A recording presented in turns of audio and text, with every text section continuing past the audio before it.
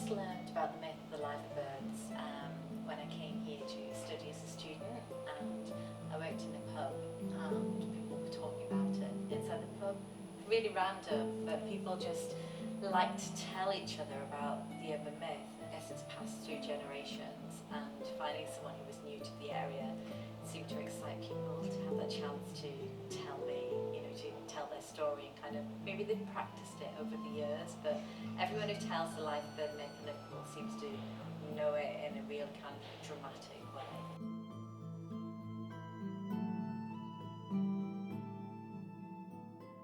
I decided to write about the liver birds because it was my third novel, and I'd kind of set it where I used to live. And then I decided when it was coming up to novel 4 that perhaps it was time to set some novels in Liverpool.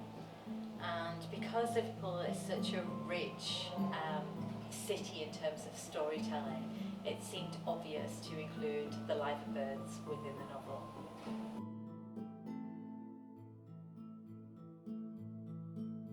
So I started researching Liverpool as a city to kind of try and get some ideas of a story that I could tell, and something that hadn't been done as well. So when I was researching, I had the liver bird myth in the back of my mind.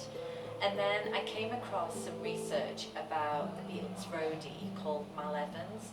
And obviously everyone associates with Liverpool the liver birds and the Beatles. So I was like, okay, is there any way that I can combine those two aspects? And Mal Evans hadn't really been written about.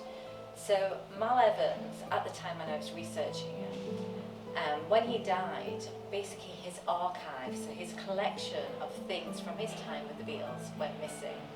And I saw an article where a guy, I think it was in Australia, had claimed that he'd found in a car boot sale this suitcase full of Mal Evans' archive.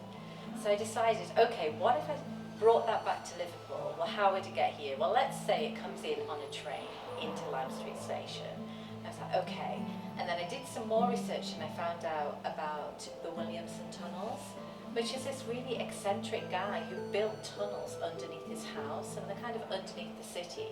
I thought, all right, let's kind of look at those and put them near Lime Street Station. And I was like, right, well, what about the liver bird myth as well? And I thought, okay, what if I made somebody who worked in the Lost Property Office in Lime Street Station believe that they were the liver bird of Lime Street Station? So the idea was that she would believe that if she ever left Lime Street Station, then the whole station and the city would fall into the tunnels underneath.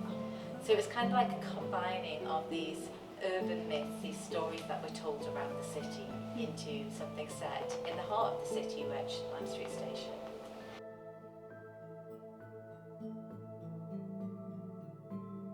If I'm thinking about an intended message, a decision to include the myth into the story, I think Liverpool as a city being so rich in storytelling and this idea of passing on these stories through generation.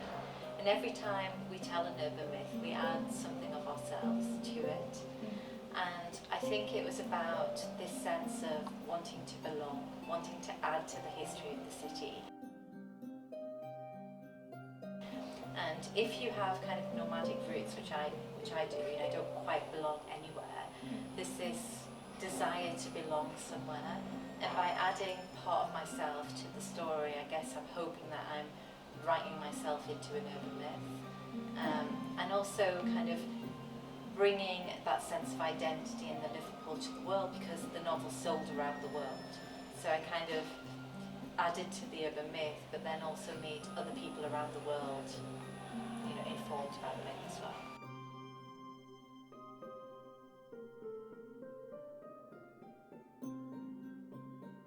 Well, I have my own ideas on this because I moved house recently, and like I say, I'm not from this area, and I moved house and now I live on the river, so my house overlooks the River Mersey. And so I did do some research, and I found out that King Henry III, when we were looking at trade seals for the city, they wanted like an emblem, they wanted something that would represent the city. But every day when I look out of my window, I see cormorants. There are 4 of them that nest just outside my house. And so obviously if they've been here for generations, then it made sense. They're on the River Mersey for them to be the bird for the city.